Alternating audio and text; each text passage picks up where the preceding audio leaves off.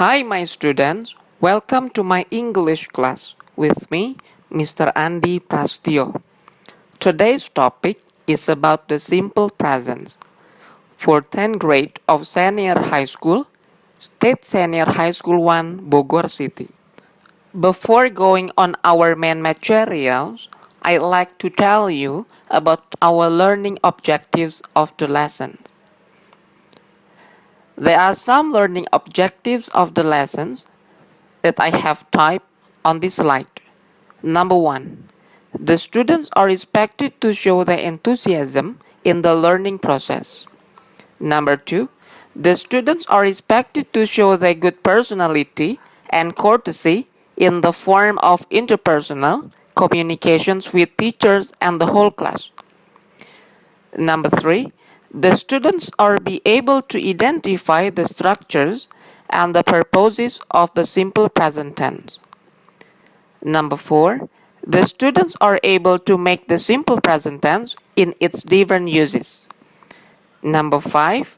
The students are able to analyze the structures and writing forms of the simple present tense. And the last, the teacher asked the reflections to the students about the learning process. Let's go on to the next slide. Hello, welcome to the material of the simple present tense. How are you, my students? I hope you are all in a good condition today. As the beginning, I'd like to tell you about time and tense and their differences. The time and tense must not be confused actually. Jadi kalian jangan bingung dengan kata time dan tense. The word time stands for a concept all mankind is familiar, while the word tense stands for a verb forms or series of verb forms used to express a time relations. Jadi antara time dan tense ada hubungannya dalam tenses bahasa Inggris, khususnya di grammar. Ya. Mostly secara umum dan kebanyakan kalimat tenses itu dibuat berdasarkan waktu kejadian. Sama halnya seperti yang akan kita bahas yaitu simple present tense. On the next slide, I'm going to tell you about two simple tenses in English. Well, English verbs have only two simple tenses. Number 1, simple present. For example, like he writes. Number 2, simple past. For example, like he wrote. Jadi dalam bahasa Inggris atau grammar bahasa Inggris hanya terdapat dua tenses simple. Yang pertama adalah simple present dengan contoh he writes. Ya, he sebagai subjek, write sebagai kata kerja yang mana diberikan imbuhan akhir atau suffix s, writes untuk subjek singular. Untuk yang kedua simple past, he wrote. He sebagai subjek, wrote-nya adalah kata kerja bentuk kedua dari write yang menunjukkan tindakan lampau.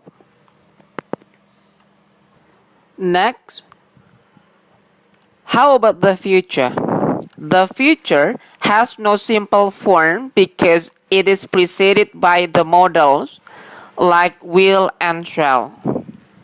Ya, jadi kalau untuk future itu tidak masuk ke dalam kategori tenses simple karena kata kerja yang digunakan dalam kalimat future diawali oleh modal yaitu will dan shall. For example, like he will write. Next, go on to the next slide. The simple present tense can be used of past, present, and future time. Jadi kalimat simple present dapat digunakan dalam konteks lampau, saat ini, dan masa depan or future. Consider these questions and answer. A.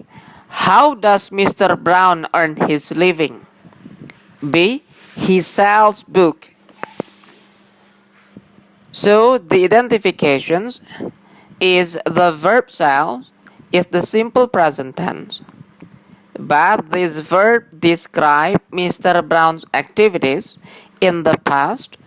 He sold book last year.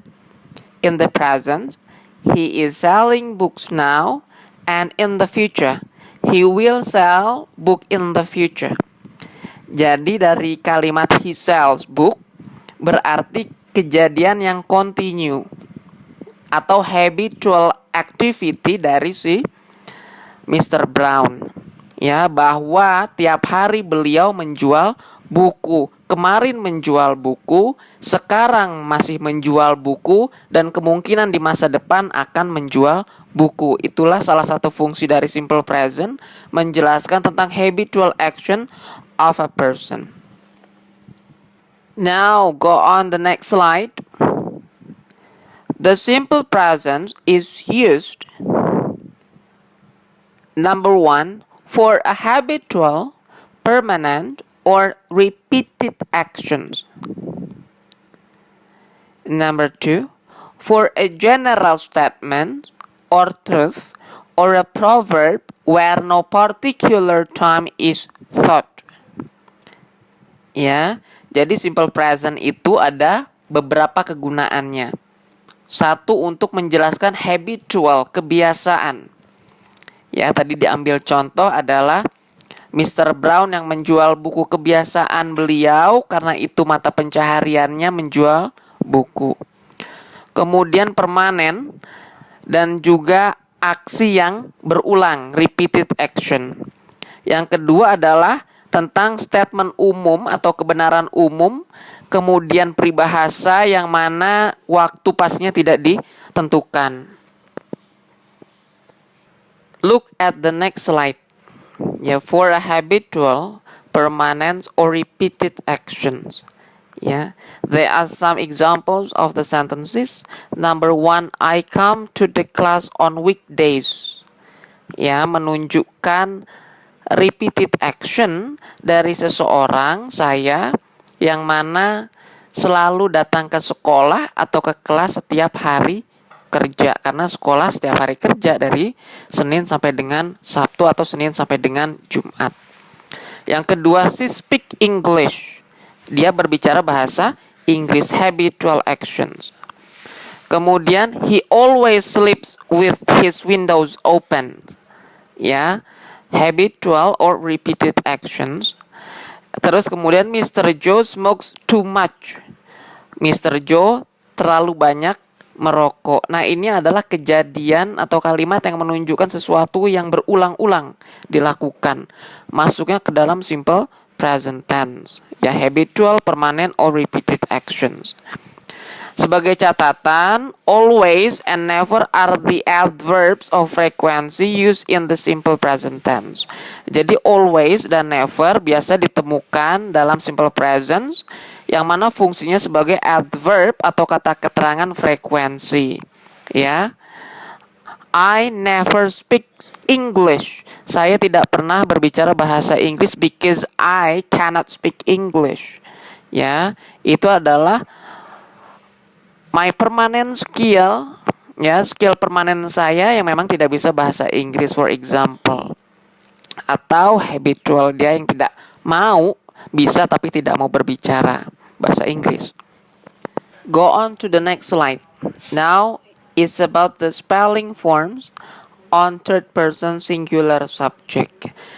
Biasanya dalam kalimat simple present, she, he, it, dan nama orang itu masuk ke dalam the third person singular, yang mana nanti kata kerja yang mengikutinya ditambahkan imbuhan belakang s or es.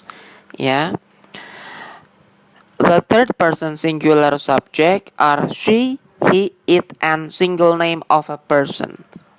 Ya, number 1, verbs with the ends o, with the sounds o, ch, ya, dengan suara akhir o, ch, sh, x, and z. Ya, you may add them the suffix is. Ya, bisa ditambahkan suffix atau imbuhan belakang is dengan yang sound akhirnya o, ch, sh, x, dan z. Sebagai contoh, go jadi goes, watch watches, wash washes, kiss kisses, fix fixes, buzz buzzes. Number 2, verbs with the consonant ends plus y. Omit y, dihilangkan y-nya, and add the suffix ies. For example, carry, carries, study, studies, worry, worries. Ya, mudah ya. Yang ketiga, number 3, verbs with the vocal ends plus y, add s. Kalau tadi yang nomor 2 konsonan atau huruf mati yang diakhiri y, sebelumnya huruf mati, sebelum y. Kalau nomor 3 adalah yang diakhiri vokal dan setelah itu adalah y atau y ditambahkan s. Contoh play, play, a dan y-nya, a adalah vokal, y jadi plays. Buy, u-nya adalah vokal jadi buys.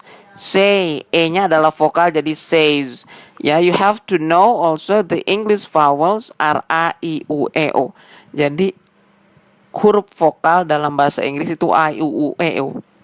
Selain a, i, u, e, o, maka hanya ditambahkan s di belakang ya. Seperti misalkan dig, digs, menggali. Terus apa lagi? Rob, robs, mencuri ya. Next, for general statement or truth or a proverb. Ya, for example like the earth move around the sun. Number 2, action speaks louder than words. Number 3, the sun rises in the east and sets in the west. Ya, the earth move around the sun itu adalah statement umum, semua orang tahu ya bahwa bumi itu berkeliling mengitari matahari. Sudah pengetahuan umum bagi setiap orang bahwa memang bumi mengitari matahari. Kemudian yang kedua adalah peribahasa, action speaks louder than words. Biasanya peribahasa menggunakan simple present, bahwa tindakan berbicara lebih dibandingkan kata-kata. Kemudian the sun rises. Nah, matahari timbul di timur, terbenam di barat. Itu general statement, semua orang tahu. Ya, tidak akan mungkin berpindah kecuali in the judgment day, hari akhir ya. Well, if any questions, please write them down on the comment columns or type me personally at my WA number ya. I'm looking forward to having your questions. Yes, thank you.